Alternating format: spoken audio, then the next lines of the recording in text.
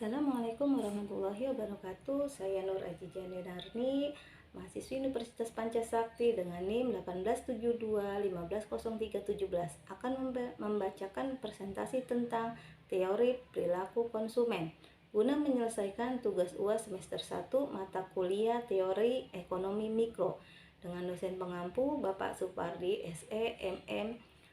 Marilah kita masuk ke pembahasan ini.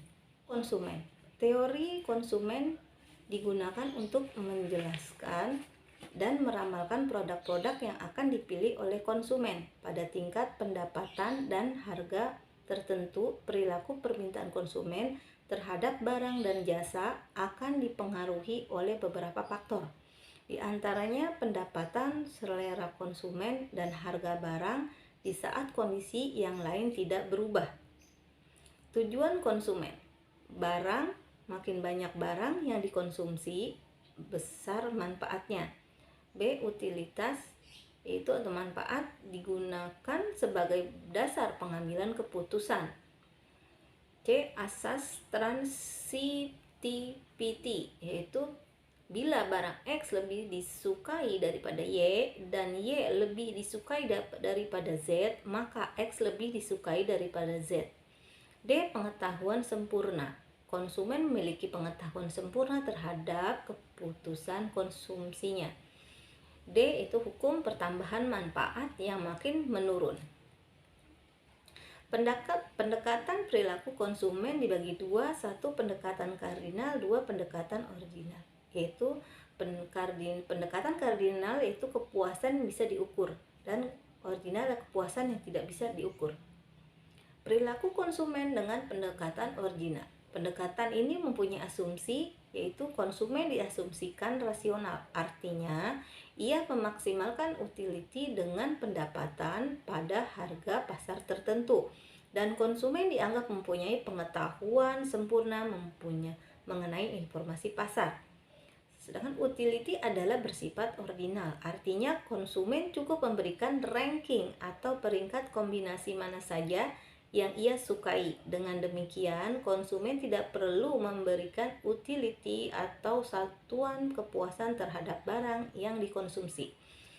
Menganut hukum, artinya bila konsumen menaikkan konsumsi barang yang satu akan menyebabkan penurunan barang yang lain dan dapat digambarkan dengan kurva indifferent. Perilaku konsumen dengan pendekatan kardinal. Asumsi yang berlaku yaitu nilai guna dapat diukur dan dinyatakan secara kuantitatif dan alat ukurnya adalah uang. Uang dapat digunakan sebagai alat ukur apabila uang dipandang sebagai subjek. Contoh, semakin tinggi tingkat kepuasan seseorang dalam mengkonsumsi suatu barang, artinya barang tersebut mempunyai nilai guna yang sangat tinggi bagi kehidupannya.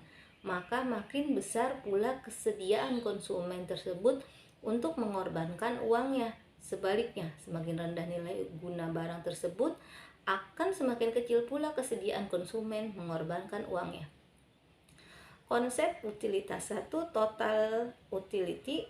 Yang kedua, marginal utility. Sedangkan total utility adalah jumlah keseluruhan kepuasan utilitas yang diperoleh konsumen dalam mengkonsumsi sejumlah barang tertentu.